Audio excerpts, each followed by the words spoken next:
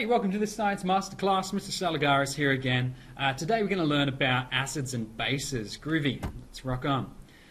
Okay, we're going to look at what they're used for in science and the world around us, what happens when they interact with each other, so the acids and bases when they interact, and when they interact with other substances. Before we do that, it's important to know some of these key words. An ion is an atom of an element that has an unequal number of protons and electrons. That's caused by an electromagnetic transfer of electrons between different atoms. So a corrosive substance is one that will destroy and damage other substances with which it comes in contact with. Caustic means that it's able to burn or corrode organic tissue by chemical action. So when I'm talking about these things, maybe it's important to go back and look at these definitions. So an acid is a substance that releases hydrogen ions into an aqueous solution. So it's important to recognize when you see a H with a little plus, remember how we talk about it where it's in the penthouse, so it's right at the top. H with a little plus, we're talking about an acid here where it's releasing those acid ions.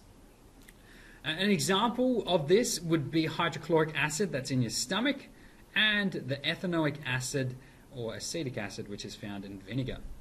Groovy. So acids share similar properties, chemical properties, which include the following. They're corrosive. They have a sour taste. I'm not sure who's put them in their mouth, some of these ones. They turn blue litmus paper red. They react with some metals, releasing hydrogen gas and leaving a salt behind, so not the salt that you put on your food or your chips. A salt in chemistry is something a little bit different, which we'll talk about later. They conduct electricity, and they're neutralized by a base by producing water and a salt. That last one's pretty important, but you won't understand that yet until we talk about it a little bit more. Okay, the strength of acids. Acids are compounds made up of atoms of different element compounds. That's confusing. Okay, so what they are just compounds that are made up of different elements.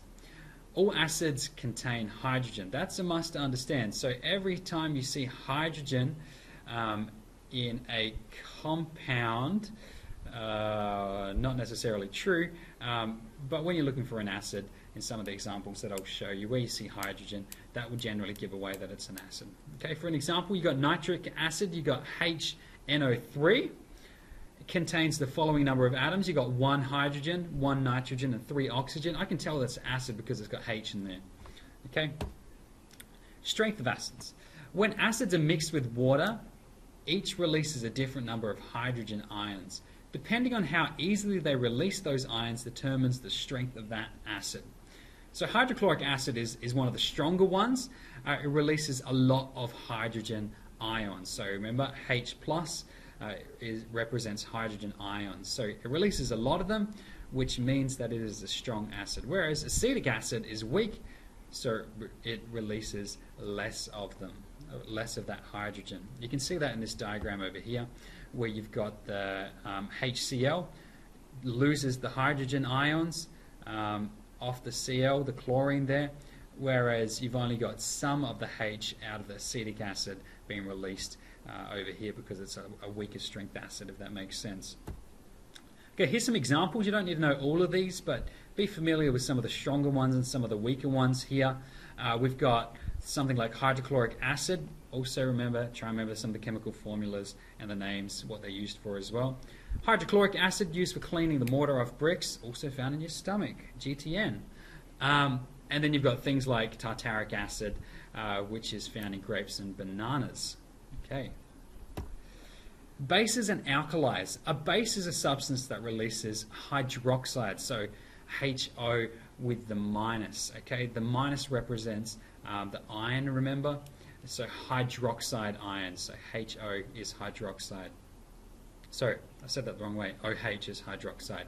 So if a base can be dissolved in water, it's known as an alkali. The solution it forms is known as an alkali solution. Bases such as caustic soda can burn you as badly as an acid can, so they are damaging to your skin. Okay, what are the properties of bases? They're caustic, able to burn or corrode organic tissue by chemical action. They have a soapy, slimy feel. They turn red litmus paper blue. They have a bitter taste. They conduct electricity and are neutralized by acids, producing water and a salt also. Okay, here's some examples of them. I've got calcium hydroxide used in cement. And then so they're my strong ones. Some of my weaker ones are things like ammonia, used for household cleaners, gives off a horrible smell. Then you've got things like sodium carbonate, like washing powders. Okay, if I was to measure alkalinity and acidity, I can use a scale. One of these scales is called the pH scale. Okay, the concentration of hydrogen ions in a solution is measured using this scale. When a solution is neither acid nor base, it's classified as a neutral. This means that it has equal number of hydrogen and hydroxide ions. It also has the pH of 7. So if I look at the scale here, the green is the neutral one. So things like distilled water is neutral. Acids have a pH less than 7, while bases have so let me start again. Acids have a pH less than 7, while bases and alkali solutions have a pH greater than 7. So looking at my scale, as I go upwards towards the purple, they're my bases. 14 is the strongest. 1 is the strongest acid, as I work my way down from 7 being neutral. Okay, so stomach acid. It's important to know the different colors, the numbers, and some examples of different strength acids and alkali solutions there. Okay, if I was to measure, I can use what's called an indicator. Indicators change color to show whether the substance is acidic, neutral, or basic. A common indicator is litmus paper, which turns red when dipped into an acid and blue when dipped into a base. Another indicator is universal indicator, which changes color depending on the pH of the solution. Okay, so here are some different indicators. We've got like litmus paper, methyl orange, phenylethylamine, and then the universal indicator is one of the more common ones that we use because it shows a greater scale or a greater range of pH. Okay. So here is what the different pHs look like when I'm using my universal indicator. Okay, so you can use, so it's important to monitor pH for things like swimming pools, food products, cosmetics. You don't want a really basic or a really acidic foundation or something like that that you're using, or moisturizer. For environmental testing of things like waterways, if it's too acidic or too alkali, then organisms can die, and for things like horticulture and agriculture.